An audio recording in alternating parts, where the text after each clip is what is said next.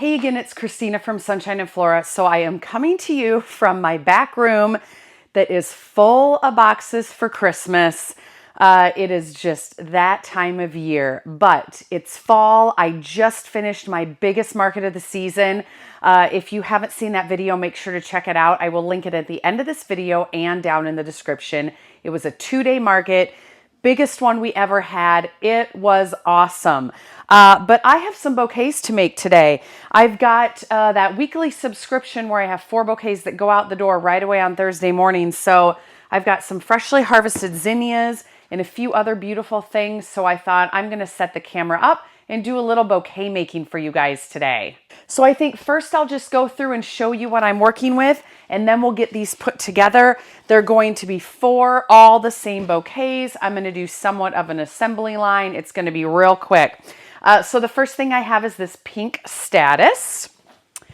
Second, now this was sourced. I did not grow this, but I have this left over and it's really cool. Liatris. These clients, purple is not their favorite color, but I figured one stem of purple is fine because there's going to be plenty of other color with the zinnias. I've got some yellow yarrow. I've got some sunflowers left that have been in the cooler. The stems are a little bit curved because the heads are a little bit heavy, but they're going to be just fine in a bouquet. And then the filler, Mahogany Splendor Hibiscus. If you don't grow this, put it on your list. One plant can get over 6 feet tall. I start it from seed every year. It pretty much grows as a shrub, but boy, do you get the cuttings off of it. And this time of year, it is the perfect color for fall. So I'm going to put just one stem of this in each bouquet. So let's go ahead and I'll show you the arrangement. So I'm going to start with the Mahogany Splendor Hibiscus first. I'm going to tuck one of these yarrows in for color. And then these bouquets are going to get just 2 sunflowers. And I'm going to set them up a little bit higher on the bouquet. Then the Liatris, I'm going to put on the opposite side from the yarrow. And you know what? I'm going to shred a little bit. There we go. Just of the leaves off of the stem. I don't want them quite that high. Weave that in there. I'm going to wait for the statice for last. And then I'm going to put in, I think, 4 zinnias. I'm going to make sure I at least get 1 or 2 of these big Bennery's Giants in there. And then I've got some cute small ones that are the Oklahoma series. I've got the Oklahoma White.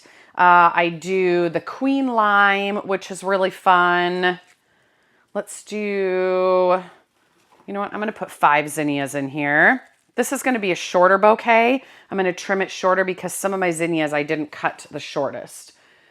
This one is the Ballerina Mix from Johnny's. I'm going to have to pause this. I have a wasp in here. Hold that thought. I'm going to trim this bouquet first. Isn't it beautiful? I do think it needs a little more.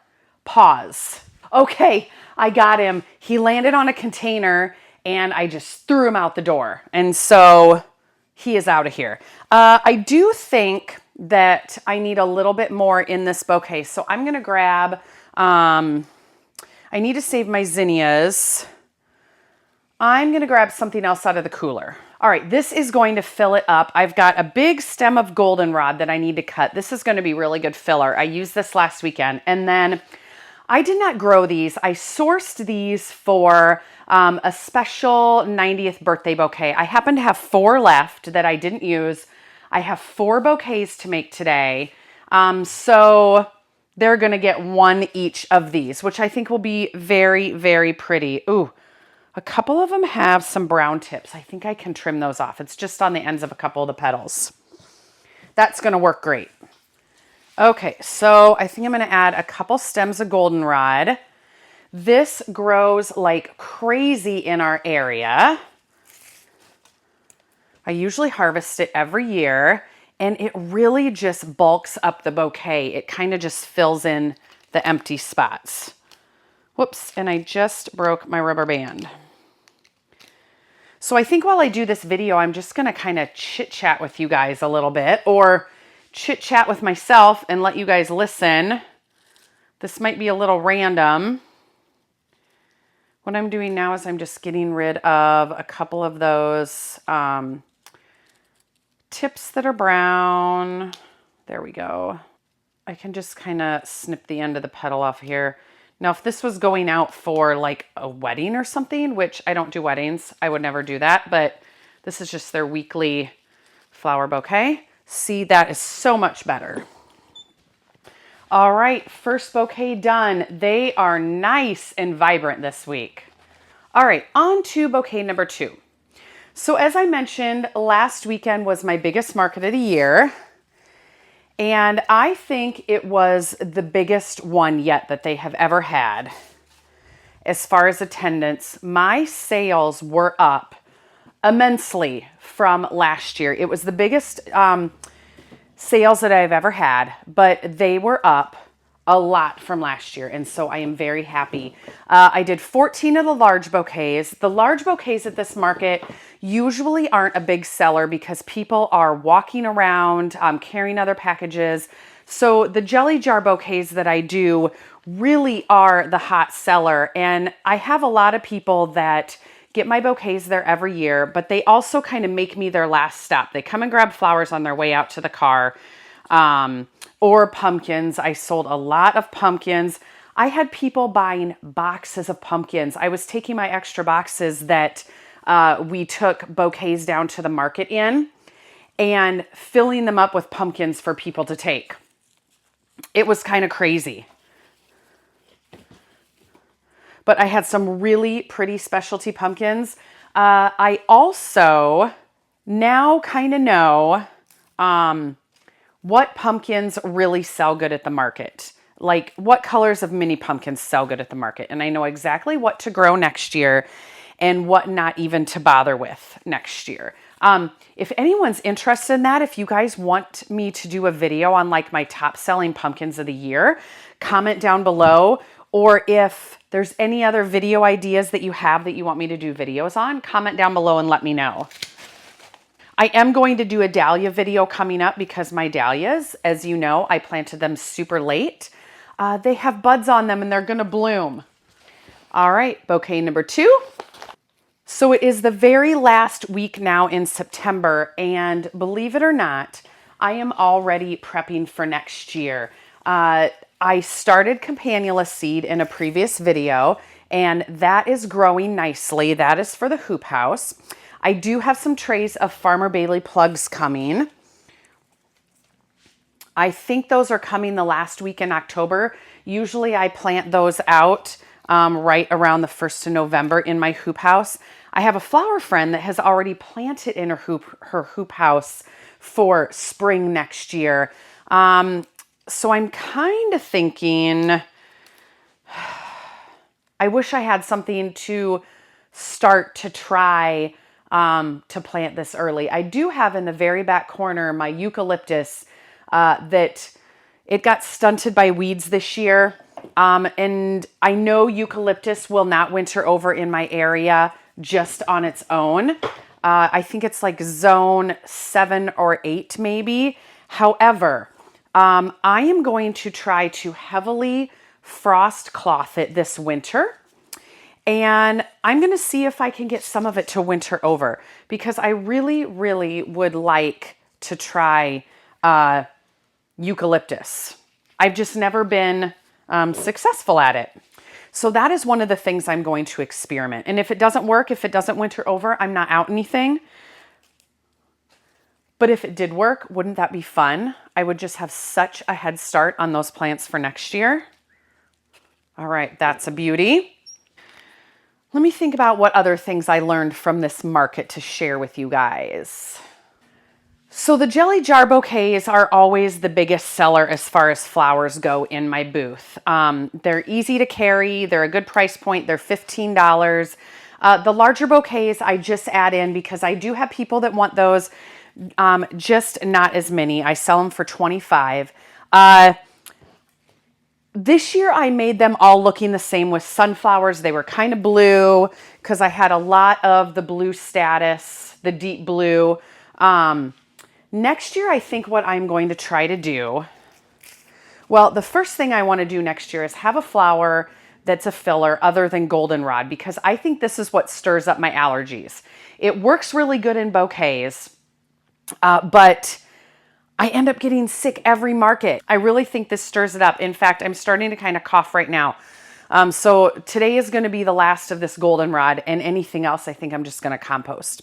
So I really need to try to concentrate on a filler that maybe I can use something instead. Like that eucalyptus would be perfect if I could get that going. My mountain mint is a fantastic filler. It just wasn't at the right stage. It wasn't tall enough. I had used it earlier in the season, and so a lot of it was short or had fallen over already. So that is one of my goals for next year, to figure out a different filler.